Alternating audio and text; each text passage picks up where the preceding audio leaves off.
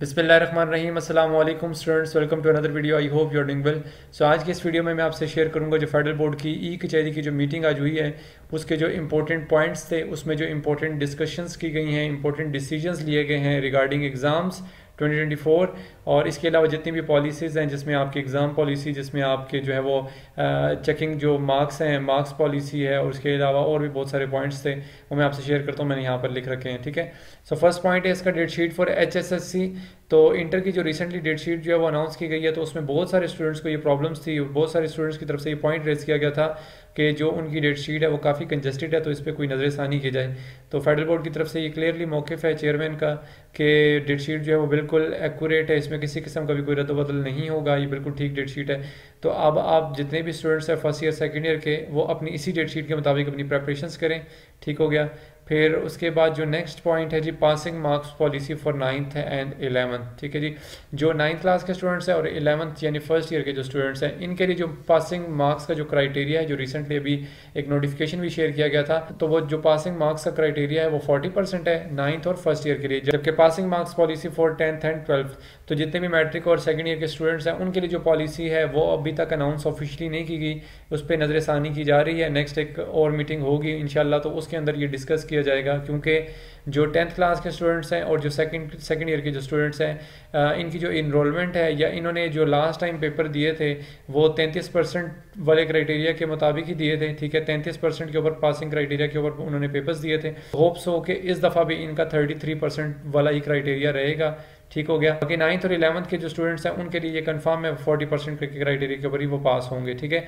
और 10th और 12th के स्टूडेंट्स के लिए अभी तक ऑफिशियली वैसे अनाउंस नहीं किया गया, बट मोस्ट प्रोबेबली चांसेस हैं कि इन लोगों का जो 10th और 12th के जो जितने भी स्टूडेंट्स हैं इनका जो क्राइटेरिया है वो 33% यानी कि लास्ट ईयर वाला ही होगा, ठीक हो गया जी। नेक्स्ट पॉइंट है जी एडिशनल सब्जेक्ट्स। एडिशनल सब्जेक्ट से मुराद ये है कि बहुत सारे ऐसे स्टूडेंट्स होते हैं जो मैट्रिक जो है साइंस सब्जेक्ट्स के साथ करते हैं, बट नेक्स्ट ईयर जब आप फर्स्ट ईयर में अपनी इनरोलमेंट करवाते हैं तो वहाँ पर वो उनका दिल करता है कि हम जो है अब वो मतलब अपना स्कोप जो है वो चेंज कर लेते हैं।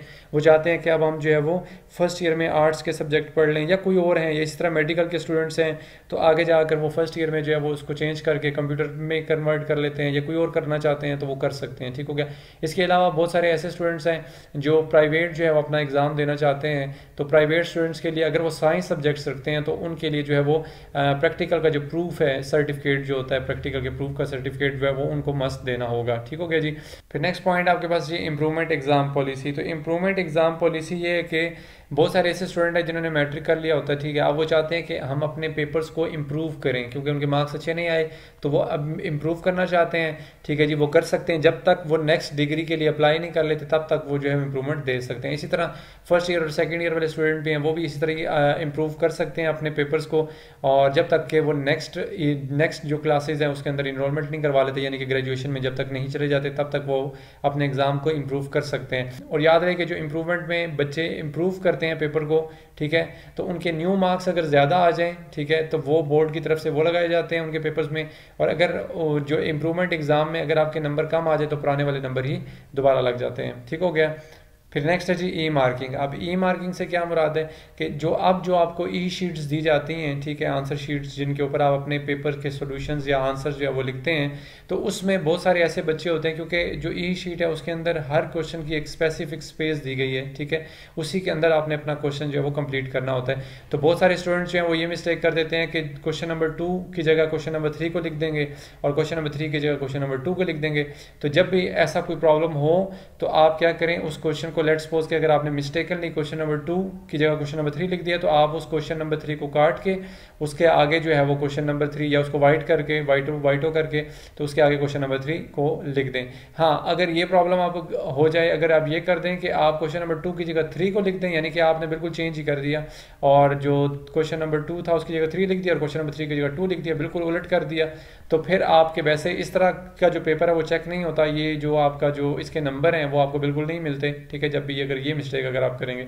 एक तो ये होता है कि अगर आप उसको काट के साथ दोबारा वही वाला क्वेश्चन लिख दें तो फिर तो वो कह लेंगे, वो कंसिडर कर लेंगे, अदरवाइज़ वो कंसिडर नहीं करेंगे। फिर इसमें एक और वो होता है कि आप उसको क्या कहते हैं, जो फेडरल बोर्ड के जो चेयरमैन हैं उनको जो है वो, या कंट्रोलर जो हैं उनको आप जो है वो लेटर लिख दें अपने प्रॉब्लम के हवाले से, जो भी आपने वहाँ पे जो काम करके आए होंगे तो उसके हवाले से आप जो है वो उनको लेटर लिख सकते हैं। देन उसके ऊपर कोई अगर वो कह दें कि कोई स्टेप ले लें तो वेल एंड गुड, अदरवाइज बहुत मुश्किल हो जाता है। फिर नेक्स्ट पॉइंट है जी PB exam for 9th and first year. अब 9th और फर्स्ट ईयर का जो पीबी एग्जाम है वो आपका कैसे लिया जाएगा। पहली बात तो ये कि आप जिस एग्जाम सेंटर में भी थ्योरी का पेपर दे रहे हैं उसी एग्जाम सेंटर में आपका 9th और फर्स्ट ईयर के जो पेपर हैं, पीबी एग्ज़ाम के पेपर हैं, वो भी वहीं लिए जाएंगे। और बिल्कुल एक एग्जैक्टली पेपर की तरह ही आपका जैसा थ्योरी का पेपर होता है, बिल्कुल वैसे ही आपका 9th और फर्स्ट ईयर का पेपर भी, प्रैक्टिकल पेपर भी वैसे ही होगा। ठीक हो गया।